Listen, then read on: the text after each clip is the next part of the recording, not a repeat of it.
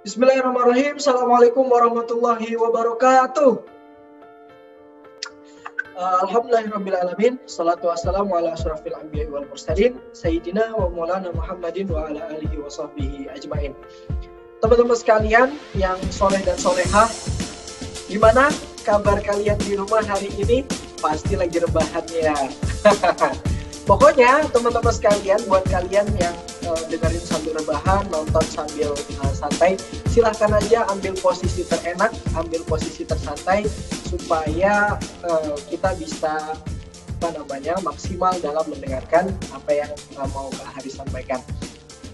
Tapi teman-teman sekalian, Kak Haris berharap walaupun kalian dalam keadaan santai, kalian tetap serius gitu ya. Untuk membuktikan itu, silahkan kalian berdiri dulu deh ya, berdiri habis itu rebahan lagi ya, nggak apa-apa. Teman-teman, kita hari ini akan belajar tentang bagaimana untuk menjadi seorang leader yang hebat, seorang pemimpin yang hebat, seorang pemimpin yang berkualitas ya. Tapi teman-teman sekalian, sebelum itu Kak Haris ingin memberikan pertanyaan buat kalian sebagai bentuk bahwa ada loh orang yang ternyata begitu juga gitu, kayak kita juga gitu kan. Pertanyaannya kira-kira, dulu ketika Rasulullah SAW diangkat oleh Allah menjadi seorang Rasul, apakah Rasulullah itu langsung menjawab dengan stiker siap 86 gitu kan nggak mungkin gitu ya. Nah, silakan kalian jawab, kira-kira ketika Allah meminta Rasulullah untuk menjadi seorang Rasul gitu ya di Gua Hira tentunya, apakah Rasulullah itu langsung mengiyakan gitu kan, langsung siap melaksanakan gitu kan.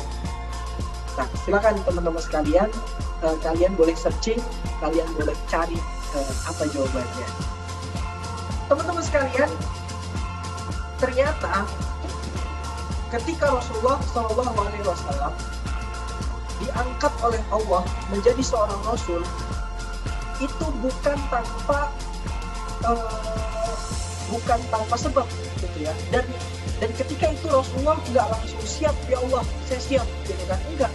Justru ketika Allah meminta Rasulullah itu menjadi seorang Rasul, apa jawaban Rasul ya? Ketika Allah meminta melalui Jibril dengan surat Al-Alaq, Iqra ya Muhammad gitu kan. Kemudian kata Nabi Muhammad, "Ma ana biqori."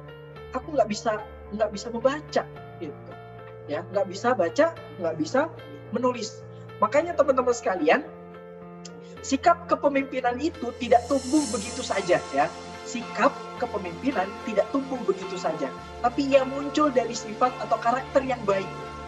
Nah, untuk bisa memunculkan karakter yang baik, yang akhirnya nanti akan memunculkan sifat kepemimpinan kita, kita perlu melatih diri kita perlu menantang diri kita, supaya kemudian sifat kepemimpinan yang ada dalam diri kita itu bisa tumbuh dengan baik.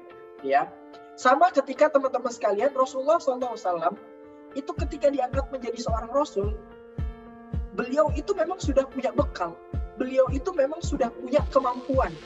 Walaupun sebetulnya beliau merasa, ma'ana biqori, saya nggak bisa baca, saya nggak bisa tulis. Nah, kalian kan begitu kan? Ketika kalian misalnya dibebankan tanggung jawab menjadi seorang pemimpin, pasti dong kalian akan merasa, emang aku sanggup gitu kan? Aku ini siapa, apalah aku yang cuma remah-remah yang gitu kan?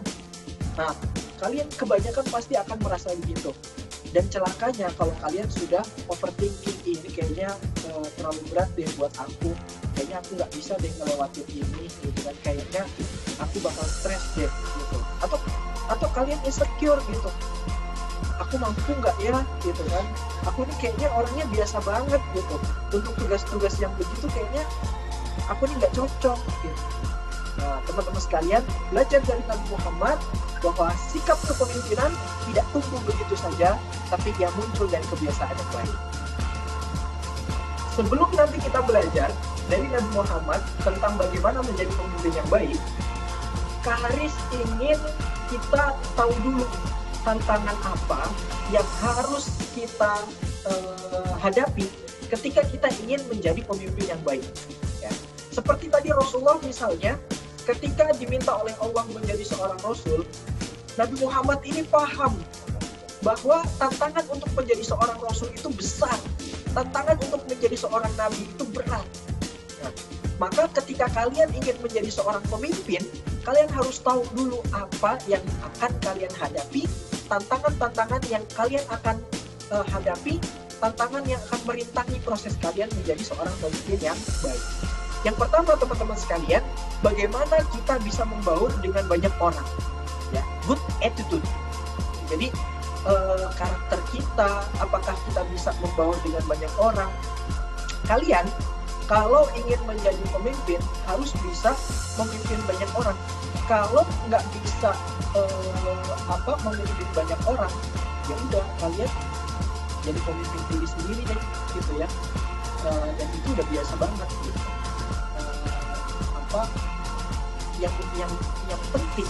Yang penting teman-teman sekalian, bagaimana karakter kita, akhlak kita itu bisa diterima oleh orang lain.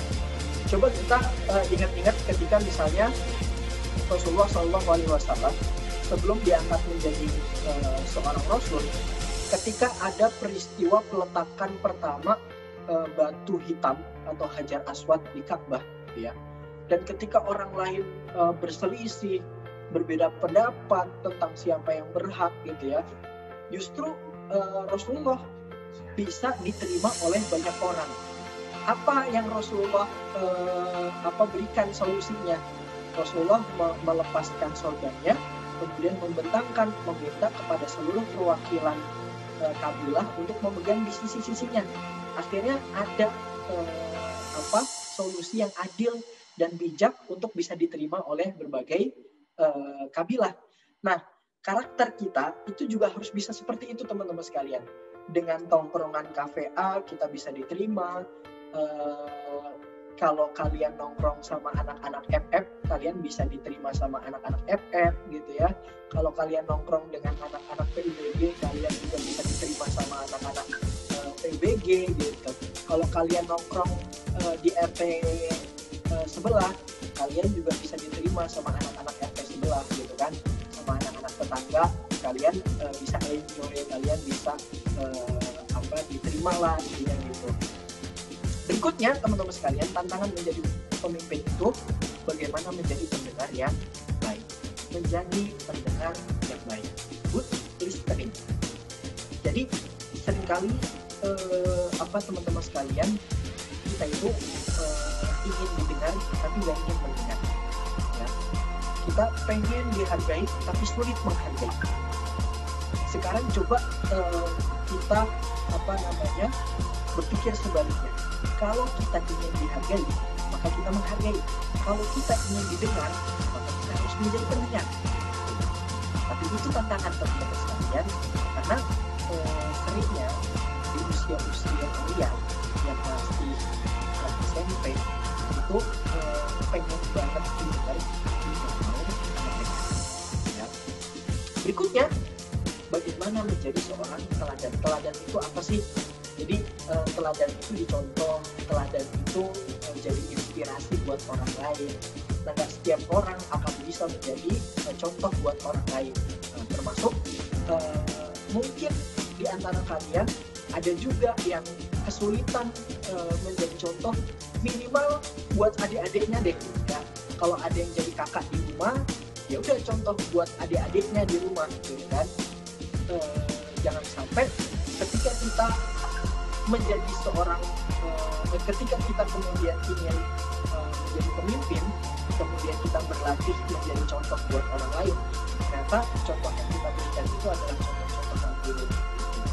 Ya, kalian pernah nggak sih lihat akun YouTube, gitu ya, channel YouTube yang dia itu nggak sadar bahwa dia itu selebriti di YouTube, gitu ya. Di Instagram dia jadi selebgram, gitu. Dia nggak sadar kalau dia itu dikenal, kemudian diamati oleh banyak orang. Akhirnya misalnya dia bikin konten prank, dia bikin konten negatif, ya akhirnya itu dicontoh sama orang-orang, dicontoh dan ditiru sama anak-anak. Nah, kalau kalian ingin menjadi pemimpin yang baik, maka jangan ikuti orang yang kasih contoh yang buruk-buruk gitu. Nah, kalau kalian ingin jadi pemimpin baik, contoh orang yang baik dan berikan kepada orang lain contoh yang baik pula, ya. Nah, kemudian yang terakhir, bagaimana mengambil kebijakan atau mengambil keputusan yang bijaksana, good wisdom. Jadi walaupun kalian itu masih SMP, walaupun kalian itu usianya masih muda, harusnya kalian punya kebijaksanaan. Jadi teman-teman, ketika Rasulullah memberikan solusi saat terjadi perselisihan siapa yang layak untuk meletakkan Hajar Aswad tadi di Ka'bah, gitu ya. Apakah Rasulullah itu paling tua usianya di antara pemimpin-pemimpin kabilah yang hari itu berselisih? Enggak. Apakah Rasulullah itu usianya paling senior gitu, paling gede dari pemimpin atau perwakilan kabilah yang hari itu bertengkar? Enggak. Rasulullah itu masih muda di antara pemimpin-pemimpin kabilah yang lain. Rasulullah itu muda.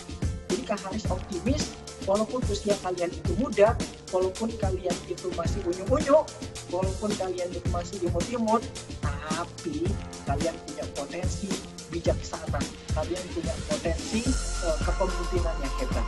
Kak Haris yakin. Teman-teman sekalian, di awal tadi Kak Haris sudah bertanya ke kalian, kira-kira waktu Rasulullah itu diangkat menjadi seorang Rasul, apakah Rasulullah itu langsung mengatakan siap gitu? Apa jawaban kalian? Pasti kalian kalau kalau kalian nyari di Google, kalian cari cerita-cerita tentang pengangkatan Nabi Muhammad sebagai seorang Nabi dan Rasul, pasti kalian akan dapat cerita bahwa Rasulullah itu nggak siap, awalnya nggak siap. Gitu. Tapi ternyata apa yang menyebabkan Allah itu menunjuk Nabi Muhammad? Ternyata rahasianya ada 4 karakter yang dimiliki oleh Nabi Muhammad. Nah, 4 karakter inilah yang Kak Haris ingin sampaikan ke kalian supaya kalian belajar menguasai 4 karakter ini. Apa 4 karakter itu? Yang pertama, sidik. Sidik itu apa? Sidik itu jujur. Ya, ini mohon maaf ya, Kak Haris salah mengartikan ini ya. Harusnya sidik itu jujur. Nah, nanti yang amanah itu baru dipercaya, gitu ya. Ini mohon maaf, kembali dikit ya. Oke, sidik itu jujur. Bicara tentang kejujuran, maka Kak Haris ingin sampaikan kita nggak usah repot-repot deh jujur sama orang lain dulu, gitu ya. Jadi kalau mau ngelatih kejujuran itu nggak usah berat-berat kita jujur sama orang lain. Seringkali kalian kan merasa berat gitu. Tapi latih diri kita dulu untuk jujur pada diri sendiri. Ya. Kemudian jujur kepada Allah Subhanahu wa Ta'ala. Itu kalau kalian sudah bisa jujur sama Allah, kemudian kalian jujur pada diri sendiri, akan sangat mudah sekali teman-teman sekalian untuk jujur kepada orang lain. Ya. Kenapa? Karena kita seringkali bohong dengan diri kita sendiri. Perasaan kita apa? Kita nggak jujur dengan perasaan kita. Atau kita sebetulnya punya masalah, tapi kita lari terus dari masalah. Itu juga bagian daripada kita tidak jujur dengan diri sendiri. Ya. So, sebelum kita jujur dengan orang lain, belajarlah jujur kepada Allah dan kepada diri kita sendiri. Ya. Berikutnya, sikap jujur kita. Ya. Karakter jujur kita itu akan melahirkan amanah. Apa itu amanah? Amanah itu artinya dapat dipercaya. Dapat dipercaya itu ukurannya gimana Kak Haris? Coba deh kalian telepon teman kalian, terus bro kerjain PR bareng yuk gitu, atau misalnya apa kalian manggilnya apa ya, teman lah ya udah bro lah ya, bro coba kalian pinjem barang deh sama dia gitu ya, apa kek PS5 kek laptop kek gitu ya. Kalau kalian dipinjemin, kalau kalian pas minjem barang terus kalian dipinjemin, berarti kalian udah dipercaya sama dia. Nah, semakin banyak orang yang percaya dengan kalian, maka akan semakin terbentuk jiwa kepemimpinan kalian. Gitu ya. Jadi, terus latihannya gimana Kak Haris? Apa tiap hari kita harus latihan minjem barang? Enggak, gitu ya.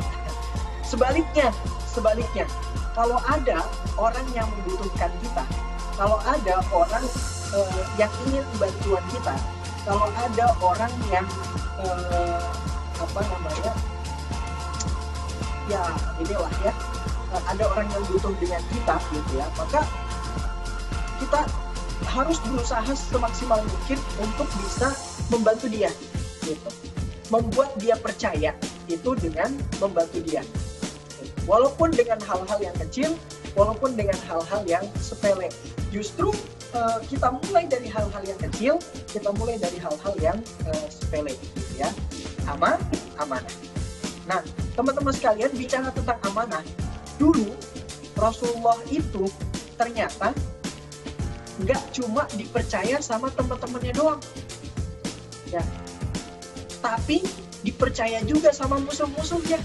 Kok bisa? Iya, jadi ceritanya gini teman-teman, ketika Rasulullah itu ingin hijrah dari Mekah ke Madinah gitu ya, Rasulullah itu sebelum berangkat meminta Ali bin Abi Thalib untuk mengembalikan barang kepada mengembalikan barang orang-orang yang nitip barang kepada Rasulullah gitu ya. Jadi orang-orang Mekah itu punya kebiasaan nitip barang ke tetangganya. Nah, orang yang paling sering dititipin barang di Mekah itu Nabi Muhammad ya. Bukan cuma temannya doang yang nitip barang, tapi musuh-musuhnya juga. Makanya Ali bin Abi Thalib diminta oleh Nabi Muhammad sebelum Nabi Muhammad itu berangkat dari Mekah ke Madinah ya, berhijrah, Rasulullah meminta kepada Ali bin Abi Thalib, wahai Ali, tolong kembalikan barang-barang yang dititipkan kepadaku. Jadi teman-teman sekalian, kalau kalian sudah bisa dipercaya oleh musuh-musuh kalian, gitu ya, itu udah keren banget gitu. Tapi Kak Haris nggak ngajarin kalian punya musuh ya, enggak. Atau misalnya kalian punya orang yang ini deh, kalian lagi selek, kalian lagi musuhan gitu ya, kalian lagi ya inilah saling nggak suka lah ya gitu, saling benci gitu kan.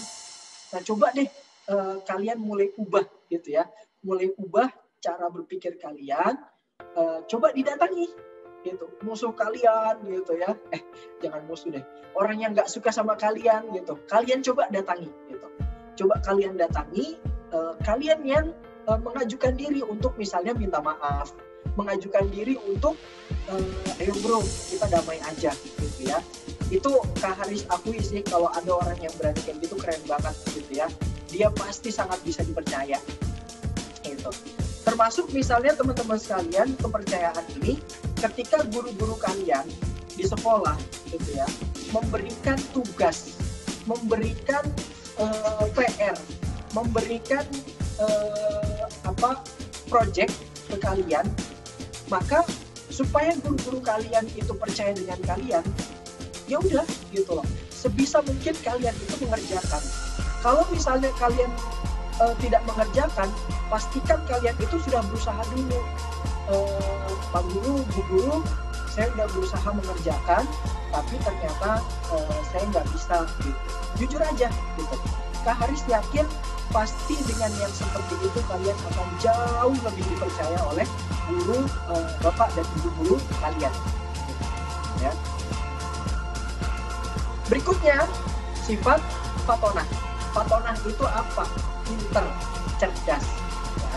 Nah, teman-teman, balik lagi ke kisah tentang Nabi Muhammad yang tidak bisa membaca dan menulis. Ketika Nabi Muhammad itu diminta oleh Allah menjadi seorang Rasul, maka Kak Haris ingin sampaikan, fatonah ini kalian fokus pada apa yang kalian bisa, gitu. Kemudian tidak merasa lemah, tidak merasa insecure dengan apa yang tidak kalian bisa, gitu. Ya, Kalau kalian bisanya menggambar, ya udah gitu, hebatin aja menggambar, ya kan? Kalau kalian bisanya cerewet-cerewet gitu ya, kalian bisanya ngomel-ngomel, ya udah ngomelnya coba ngomel yang berfaedah gitu ya. Atau misalnya kalian itu suka main TikTok gitu ya, apakah bisa kecerdasan ditunjukkan lewat TikTok? Bisa banget ya. Bisa banget ya. Coba buat konten-konten yang punya manfaat ya. Misalnya TikToknya kalian apa ya, baca Quran lah ya, baca Quran direkam pakai TikTok gitu kan. Di situ kalian kasih caption gitu, nonton doang ngatamin Quran nggak pernah gitu kan misalnya, atau apa banyak deh gitu kan ada misalnya konten-konten buat lo yang sukanya ya pokoknya ada lah ya gitu. Kak Haris inilah cuma nyontohin aja. Nah itu teman-teman sekalian, jadi ternyata bisa banget kalian itu membuat sesuatu tentang apa yang kalian bisa. Kalau ada di rumah kalian itu sukanya masak, ya udah gitu, jago kalian jadi kalian upayakan kalian ahli dalam masak gitu ya. Kemudian berikutnya adalah tablik. Tablik ini berkomunikasi dengan baik ya. Kak Haris tidak akan memaksa kalian untuk bisa tampil di depan orang, ngomong di depan banyak orang gitu ya. Kak Haris nggak akan maksa kalian seperti itu. Tapi yang paling penting buat Kak Haris, ketika kalian menyampaikan sesuatu, itu pesannya itu nyampe, pesannya itu jelas. Kalau misalnya kalian ingin menyampaikan bahwa ini sudah waktu sholat, ayo sholat gitu kan. Misalnya, contoh, ya udah.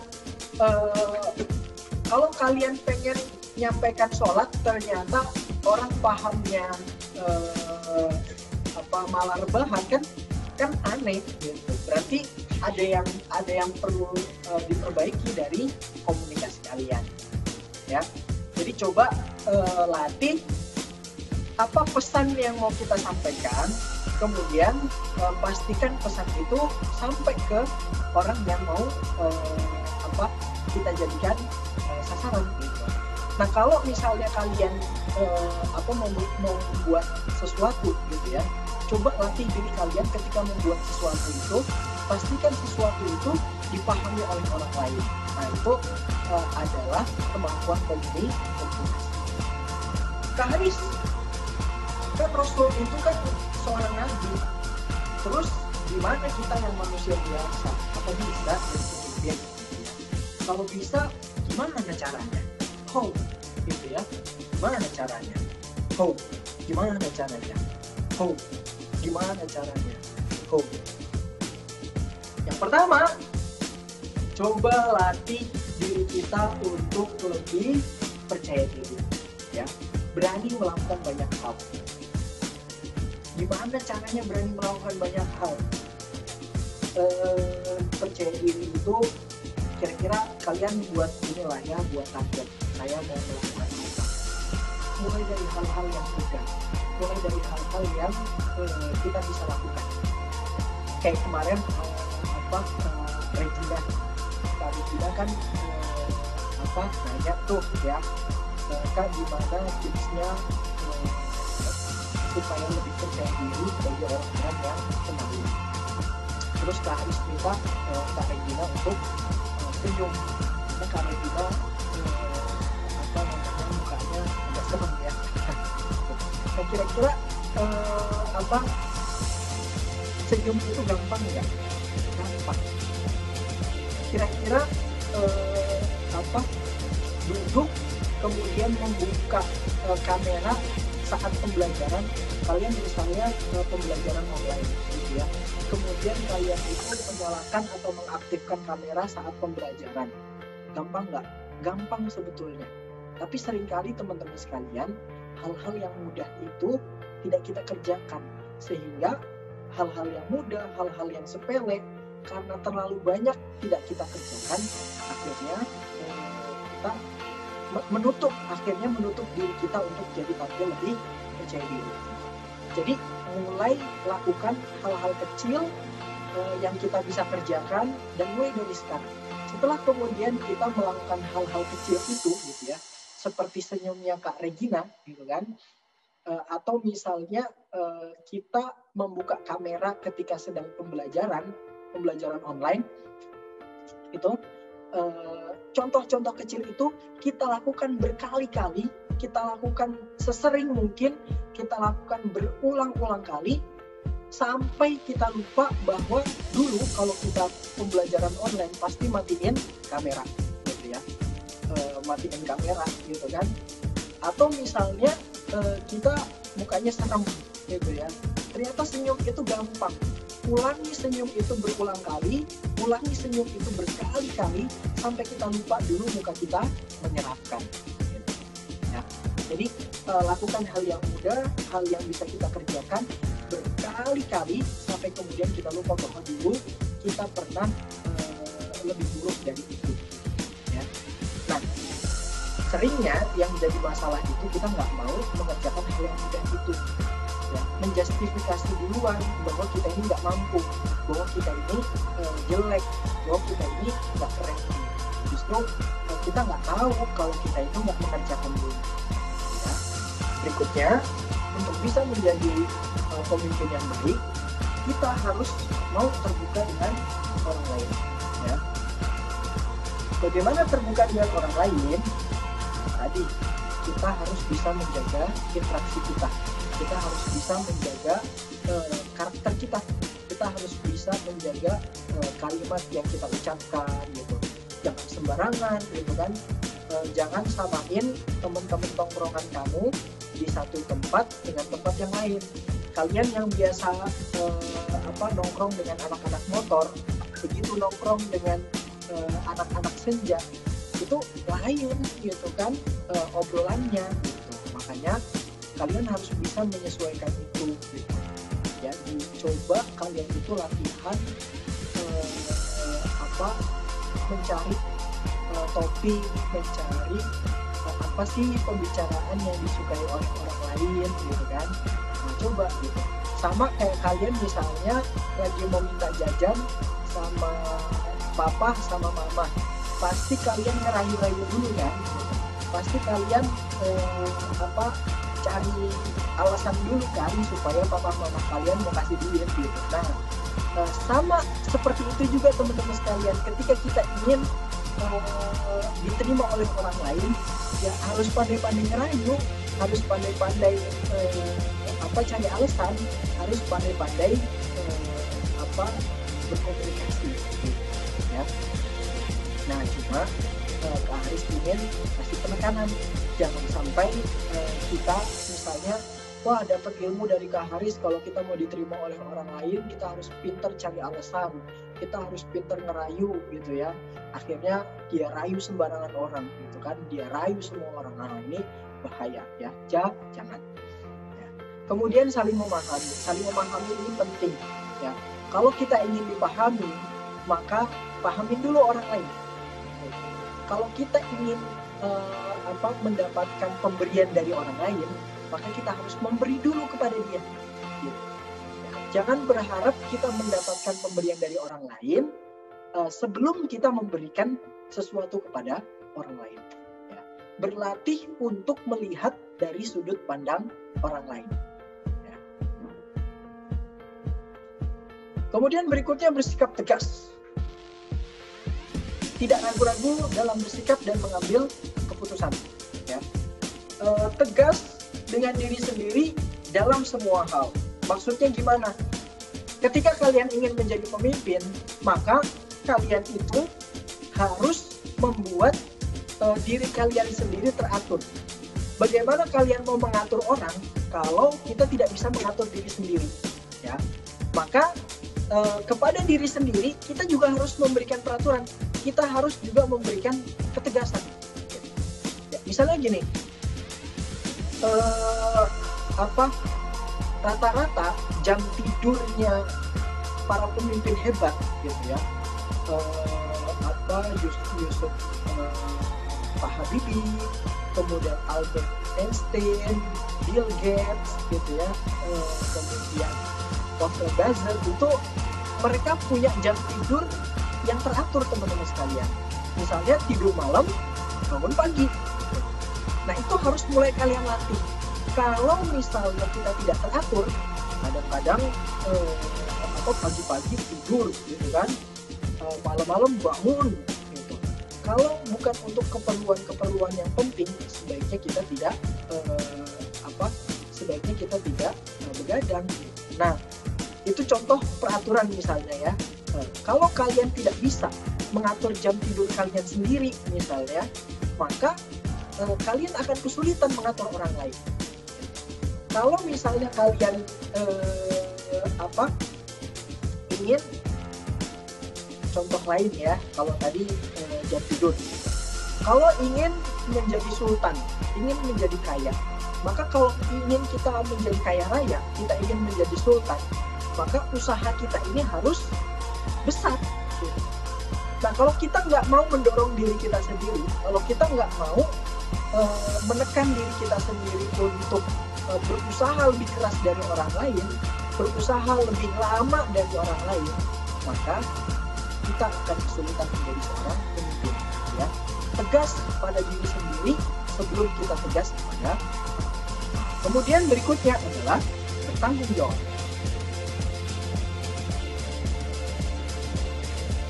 Ini yang suka buat TikTok pasti tahu lah ya, yang doang berarti nyalahin orang. Nah, bertanggung jawab ini teman-teman sekalian, jangan cuma nyalahin orang. Kita ambil kesalahan itu, kita akui kalau kita juga salah. Kalau ada sesuatu, kita akui juga kalau itu adalah bagian daripada tanggung jawab kita. Berani berbuat, berani bertanggung jawab. Jangan sampai kemudian lempar batu sembunyi tangan, lempar batu sembunyi tangan, lempar batu sembunyi tangan. Maksudnya apa gitu ya? Kan kita jago banget ya bikin masalah, habis itu masalahnya kita lempar ke orang lain. Kayak yang prank-prank itu loh gitu. Ada tukang bakso lewat, habis itu ada yang pura-pura manggil, "Bang, bakso," gitu kan. Habis itu kita sebut nama teman kita yang nggak pesen bakso gitu. Nah itu berarti lempar batu sembunyi tangan gitu ya. Berani berbuat, tidak berani bertanggung jawab. Ya, makanya teman-teman, kalian harus berani mengambil tanggung jawab. Apa tanggung jawab yang bisa kalian ambil? Minimal kalian berani mengambil tanggung jawab sebagai seorang anak dari orang tua kalian. Ya. Contohnya apa tanggung jawab anak? Misalnya sebagai seorang anak, kalian harus membersihkan kamar tidur kalian sendiri, atau kalian merapihkan rumah membantu orang tua. Ya. Itu adalah tanggung jawab kalian sebagai anak. Jangan sampai karena ada pembantu di rumah, karena ada mbak-mbak yang bantu di rumah gitu ya, akhirnya kalian lempar tanggung jawabnya. "Mbak, bersihin rumah. Mbak, cuciin piring. Mbak, ambilin ini. Mbak, ambilin itu." Kita harus tanggung jawab namanya. Ya. Nah, mulai dari saat ini, kalau ada hal-hal yang bisa kita lakukan sendiri, maka lakukan. Ya, mengambil tanggung jawab. Saling menghargai. Setiap orang itu sama dan setiap orang itu unik. Jangan samakan harga diri dengan harga sumori. Gitu ya. Jadi bicara tentang harga diri, teman-teman, pasti deh kita harus yakin kalian itu suka nongkrong dengan orang-orang yang menghargai kalian. Kita harus yakin pasti kalian itu nongkrong di tongkrongan orang-orang yang bikin kalian nyaman. Ya. Maka kalau kalian ingin dihargai, maka hargailah dulu orang lain. Ya. Kemudian jangan merendahkan orang lain, jangan meremehkan orang lain. Jadi Rasulullah itu teman-teman, ketika ingin menaklukkan orang lain, justru Rasulullah itu memuji orang itu. Rasulullah itu menunjukkan bahwa dia ini orang yang hebat loh. Jadi orang itu merasa dihargai. Ya. Bilal bin Rabah itu teman-teman sekalian, kenapa dia mau jadi mu'alaf, kenapa dia mau masuk Islam? Karena di dalam Islam dia dihargai. Oleh Rasulullah, Bilal ini dihargai. Nah, kalau kalian ingin menjadi seorang pemimpin, maka berikan penghargaan kepada orang lain, berikan antusias kalian kepada orang lain. Ya. Kemudian berikutnya, jangan nggak usah bangga kalau masih minta jajan ke orang tua, nggak usah sombong, nggak usah pamer motor kalau motornya yang beliin orang tua. Gitu. Nggak usah pamer gadget-gadget yang branded gitu ya, iPhone atau gadget-gadget yang lain. Kalau kalian beli gadget itu masih pakai duit orang tua, ya. Misalnya ada teman kalian yang gadgetnya mereknya biasa, gitu ya. Kemudian karena mereknya biasa dan kalian iPhone, kalian tidak menghargai dia, merendahkan dia. Nah, ini adalah kesalahan terbesar anak-anak zaman sekarang. Ya. Jadi penghargaan atau penghormatan itu diukur lewat kepemilikan barang. Oke, teman-teman sekalian, itu yang dapat Kak Haris sampaikan pada kesempatan kali ini. Terima kasih sudah mau menjadi pendengar yang baik. Kalau kalian menjadi pendengar yang baik, Kak Haris yakin itu adalah tanda-tanda suatu saat kalian akan didengar oleh orang-orang yang baik pula. Ya. Kak Haris akhiri. Assalamualaikum warahmatullahi wabarakatuh. Kayaknya suaranya pelan banget. Ya, sholat malam kita bersama, kemudian kita pergi mengaji. Kalau salam belum dijawab bersama-sama, kita ulangi sekali lagi. Assalamualaikum warahmatullahi wabarakatuh. Sekian, terima kasih dari Kak Haris. Assalamualaikum.